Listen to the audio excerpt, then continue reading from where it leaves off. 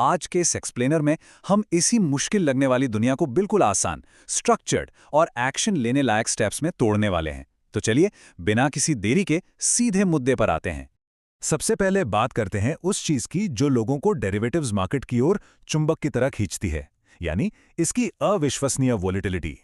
सोचिए, जहां normal stock market में 1 या 2% का रिटर्न देखकर हम खुश हो जाते हैं, वहीं ऑप्शंस में एक ही दिन में 10, 50 या यहां तक कि 200 से 300% तक का जंप देखना बिल्कुल आम बात है। सच में यह भारी उतार चढ़ाव ही इस मार्केट का सबसे बड़ा अट्रैक्शन है। लेकिन सवाल यह है कि आखिर यह काम कैसे करता है। तो आज की हमारी इस चर्चा का फ्लो कुछ ऐसा रहेगा। सबसे पहले ऑप्शंस के बेसिक्स, फिर कॉल्स, पुट्स और प्रीमियम्स। इसके बाद हम मनीनेस को समझेंगे, ऑप्शन ग्रीक्स को डिकोड करेंगे और आखिर में ऑप्शन चेन्स और स्ट्रैटेजीज पर बात करेंगे। चलिए बढ़ते हैं अपने पहले सेक्शन की तरफ, ऑप्शंस के बेसिक्स। अब डेरिवेटिव आखिर होता क्या है, इसे समझने के लिए एक बड़ा ही मजेदार और सिंपल सा उदाहरण लेते हैं।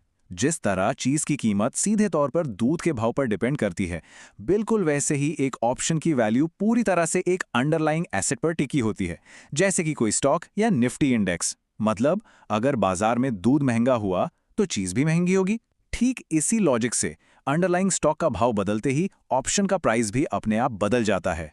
यही कारण है कि लोग अक्सर नॉर्मल स्टॉक्स खरीदने के बजाय ऑप्शंस में ट्रेड करना पसंद करते हैं। इसके पीछे कुछ सॉलिड वजह हैं। पहला, इसमें स्टॉक्स के मुकाबले बहुत कम कैपिटल चाहिए होता है, लेकिन आपको लेवरेज ज्यादा मिलता है। दूसरा, इसकी हाई वोलेटिलिटी के कारण बहुत तेजी से ग्रोथ की संभावना बनती है। और तीसरा, अगर आपके पोर्टफोलियो में पहले से स्टॉक्स हैं और मार्केट गिरने का डर सता रहा है, तो ऑप्शंस एक बेहतरीन सेफ्टी नेट या हेजिंग टूल का काम करते हैं। इससे आपका रिस्क काफी हद तक मैनेज हो जाता है। अब आते हैं दूसरे सेक्शन पर, कॉल्स, पुट्स और प्रीमियम्स। देखिए, कोई भी ट्रेड लेने से पहले 3 ऐसे शब्द हैं जो बिल्कुल टिप्स पे होने चाहिए। पहला है स्पॉट प्राइस, यानी मार्केट में अभी करंट भाव क्या चल रहा है। दूसरा है स्ट्राइक प्राइस, आसान भाषा में कहें तो वो टारगेट प्राइस जिस पे कॉन्ट्रैक्ट किया जा रहा है। और तीसरा सबसे इंपॉर्टेंट है प्रीमियम, यानी वो अपफ्रंट कीमत जो इस कॉन्ट्रैक्ट को खरीदने के लिए शुरुआत में ही अपनी जेब से देनी पड़ती है। ये बुनियादी बातें हर एक ट्रेड की नींव होती हैं। अब यहाँ एक बहुत ही दिलचस्प पावर डायनामिक प्ले में आता है। जो ऑप्शन बायर होता है वो एक प्रीमियम चुकाकर भविष्य में कुछ करने का अधिकार यानी राइट खरीद लेता है, लेकिन जो ऑप्शन सेलर है वो एडवांस में कैश लेकर अपने सर पर एक दायित्व या ऑब्लिगेशन ले लेता है। सरल शब्दों में समझें तो बायर जो भी फैसला करेगा, सेलर को वो हर हाल में मानना ही पड़ेगा। और यही जो बंटवारा है ना, ये ऑप्शंस मार्केट का असली इंजन है। इससे ट्रेडर्स को रिलायंस इंडस्ट्रीज या टाटा मोटर्स जैसे किसी भी एसेट पर दांव लगाने की पूरी आज़ादी मिल जाती है। अगर मार्केट को लेकर नजरिया बुलिश है, यानी लगता है कि भाव ऊपर जाएगा, तो कॉल ऑप्शन खरीदा जाता है। और अगर नजरिया बियरिश है, यानी लगता है कि मार्केट गिरेगा, तो पुट ऑप्शन काम आता है। मतलब मार्केट चाहे जिधर जाए, पैसे बनाने की रणनीति हमेशा तैयार रहती है। अगर हम उस टाटा मोटर्स वाले रियल वर्ल्ड सिनेरियो को याद करें, तो फाइनल प्रीमियम तय करने का एक पूरा स्टेप बाय स्टेप गणित है।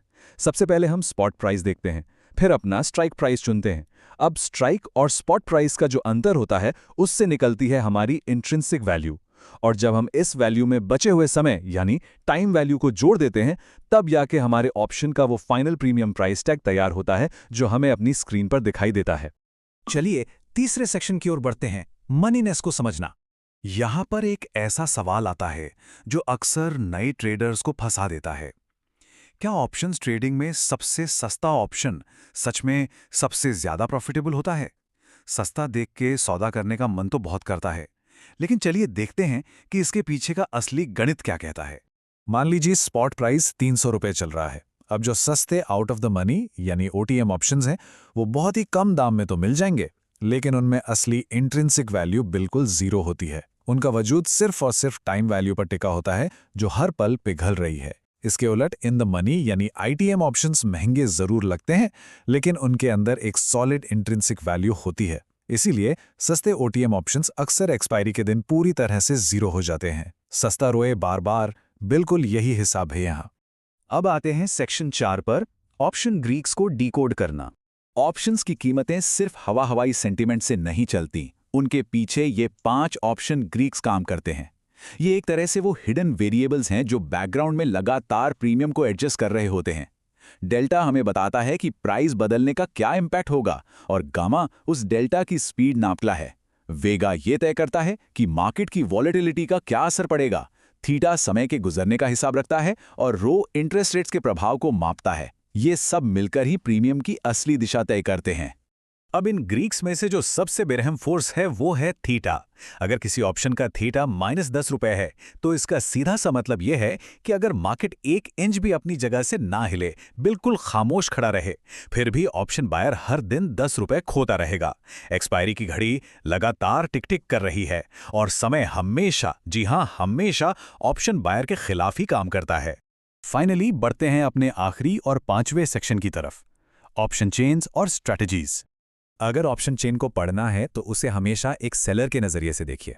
सारी कहानी खुद ब खुद साफ हो जाएगी। चेन में जहां पर भी आपको सबसे ज्यादा ओपन इंटरेस्ट यानी ओआई दिखाई दे, समझ लीजिए कि बड़े इंस्टीट्यूशंस का पैसा वहीं पर सपोर्ट या रेजिस्टेंस की एक बहुत बड़ी और मजबूत दीवार खड़ी कर रहा है। एक तरह से ये डेटा हमें स्मार्ट मनी के असली फुटप्रिंट्स दिखा देता है। और इसी डेटा में से निकलता है पुट कॉल रेशियो या पीसीआर, जो मार्केट के लिए एक मूड रिंग या थर्मोमीटर की तरह काम करता है। अगर ये 0.7 से 1.0 के बीच है तो ये डाउन ट्रेंड का इशारा है। 1.0 से 1.3 का मतलब है कि अप ट्रेंड चल रहा है। लेकिन जैसे ही ये आंकड़ा 1.3 के पार निकलता है तो अलर्ट हो जाइए, ये एक बहुत ही स्ट्रॉन्ग सिग्नल है कि करंट ट्रेंड अब थक चुका है और मार्केट में कभी भी एक रिवर्सल आ सकता है। इस पूरी नॉलेज के साथ ऑप्शंस की स्ट्रैटेजीज का कैनवस बहुत बड़ा हो जाता है।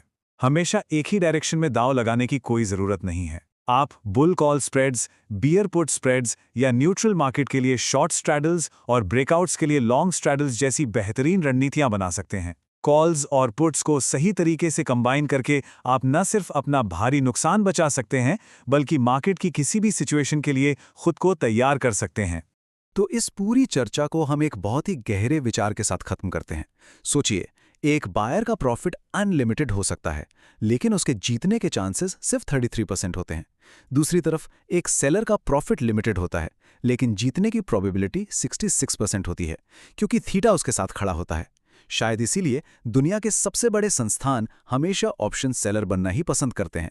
इस मार्केट के असली मास्टर वो नहीं हैं जो सिर्फ कीमत का अनुमान लगाते हैं, बल्कि वो हैं जो प्रोबेबिलिटी और समय की असली ताकत को गहराई से समझते हैं।